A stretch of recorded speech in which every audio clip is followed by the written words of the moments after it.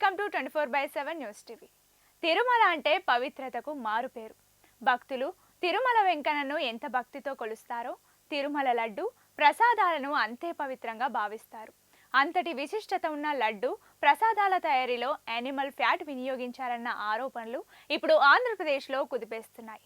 తిరుమల లడ్డు తయారీలో జంతువుల కొవ్వును వినియోగించారన్న సీఎం చంద్రబాబు వ్యాఖ్యలు తెలుగు రాష్ట్రాల్లో సంచలనంగా మారాయి. ఈ వివాదంతో అటు వైసీపీ, టీడీపీ నేతల మధ్య మాటల యుద్ధం కొనసాగుతోంది. తిరుమల లడ్డూకి వినియోగించేది జంతువుల కొవ్వా, ఆవు నెయ్య అని భక్తుల్లో సందేహం నెలకొంది. అయితే గత ప్రభుత్వ హయాంలో తిరుమల లడ్డు ప్రసాదం తయారీలో ఆవు నెయ్యికి బదులు జంతువుల కొవ్వు వినియోగించారని మండిపడ్డారు సీఎం చంద్రబాబు. ఈ వ్యాఖ్యలు రాజకీయ దుమారం రేపుతున్నాయి. ఇక లడ్డూ ప్రసాదంపై సీఎం చంద్రబాబు చేసిన వ్యాఖ్యలను తీవ్రంగా ఖండించారు టీటీడీ మాజీ చైర్మన్ ఎంపీ వైవి సుబ్బారెడ్డి. దీనిపై తన కుటుంబంతో సహా ప్రమాణం చేయడానికి సిద్ధమేనని చంద్రబాబుకు సవాల్ విసిరారు వైవి. ఇదిలా ఉంటే అసలు తిరుమల లడ్డూ తయారీ ఎలా జరుగుతోంది, ఎలాంటి జాగ్రత్తలు తీసుకుంటారు, 2021వ సంవత్సరం నుంచి ఇప్పటిదాకా అసలేం జరిగింది, ఆ వివరాలను ఈ వీడియోలో చూద్దాం. తిరుమల లడ్డూ తయారీకి చాలా జాగ్రత్త తీసుకుంటారట.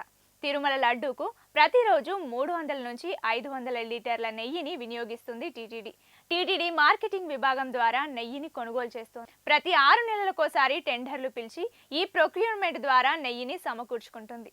నెయ్యి నాణ్యతను పరీక్షించేందుకు ల్యాబ్ కూడా తిరుమలలోనే ఉందని తెలుస్తోంది.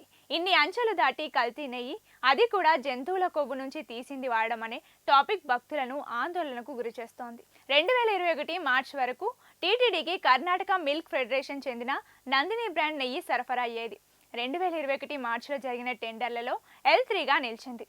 అయినా కూడా L1, L2 అనుమతితో కర్ణాటక మిల్క్ ఫెడరేషన్ తిరుమలకు అవసరమైన నెయ్యిలో కేవలం 20% సప్లై చేసింది.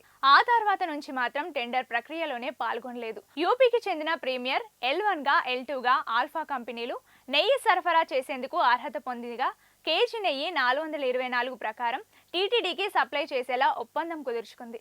అయితే ఈ ధరకు తమకు గిట్టుబాటు కాదంటూ కర్ణాటక మిల్క్ ఫెడరేషన్ టెండర్ ప్రక్రియలోనే పాల్గొనలేదు.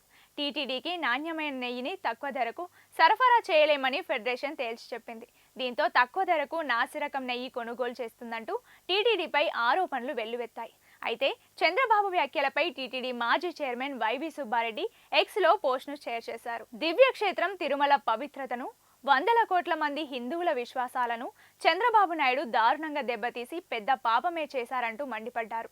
తిరుమల ప్రసాదంపై చంద్రబాబు చేసిన వ్యాఖ్యలు అత్యంత దుర్మార్గమని, మనిషి పుట్టిన వారెవ్వరూ కూడా ఇలాంటి మాటలు మాట్లాడరు, ఇలాంటి ఆరోపణలు చేయరంటూ పేర్కొన్నారు. రాజకీయ లబ్ధి కోసం ఎంతటి నీచానికైనా చంద్రబాబు వెనుకాడరని మరోమారు నిరూపితమైంది.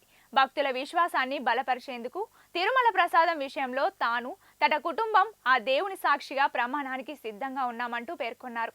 చంద్రబాబు కూడా తన కుటుంబంతో ప్రమాణానికి సిద్ధమా అంటూ ప్రశ్నించారు.